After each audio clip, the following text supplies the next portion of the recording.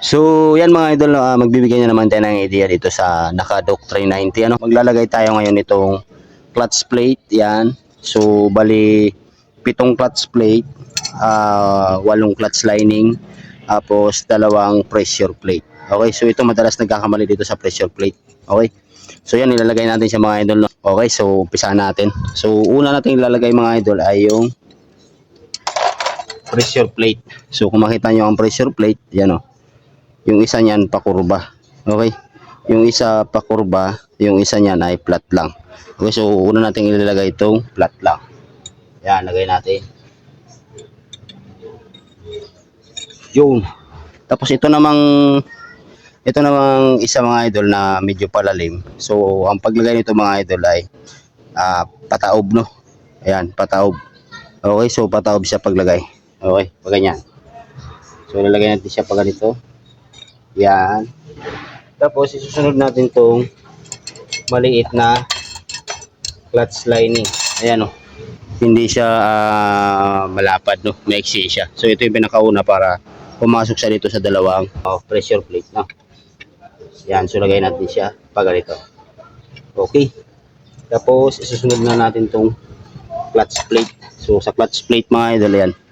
Kung makikita nyo, meron niyang matalas yan. Ito purol, no. So dapat ang paglagay niyan ay pag ganun. Okay, so kagaya nung mga nakaganito lang mga idol na hindi na natin kailangan magtanggal ng ganito.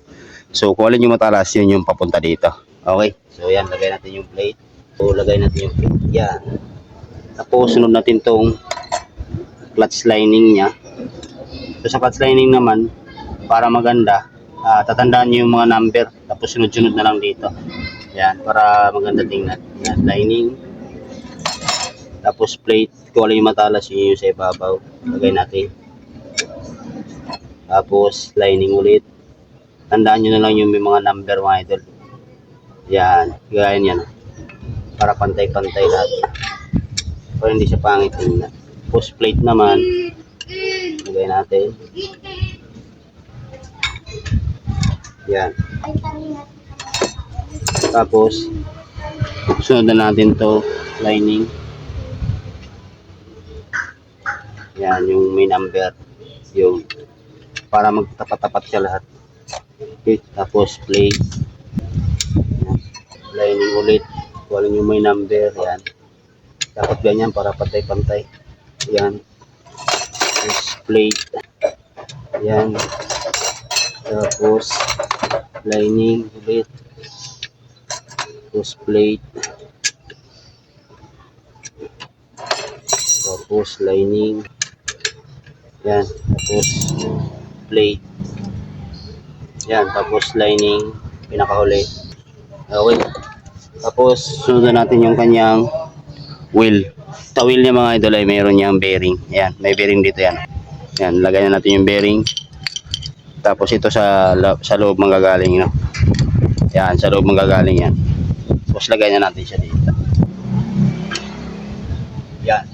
Tapos ilagay na natin yung spring niya. So sa spring naman mga idol na wala siyang baliktaran. Lagay na natin yan. Yan, tapos yung 10mm na tornilyo na may kasamang washer. Tapos sigbitan na natin siya. Okay.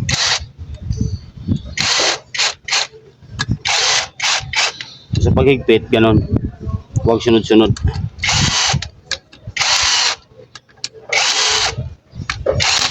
Yan.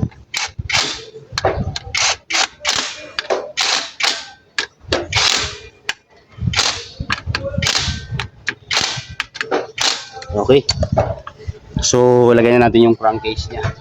So, sa crankcase naman mga idol, no, mabilis lang to. Okay. So, ito lang kasimple to. Lagay natin siya. Pag ganyan. Yan. Tapos, ikakawit nyo to pag ganun. Para mag-lock siya. Okay? Para mag-lock na, hindi na siya matanggal. Yan. Kahit bunutin nyo yan, hindi na matanggal yan. Pero kung bibitawan mo to, hilahin mo siya papunta sa'yo, ang bilis lang itong tanggalin. Yan. Ayan o. Okay. So, yan.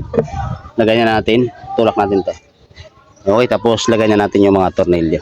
Okay, so ganun lang mga idol, no? Doctrine 19.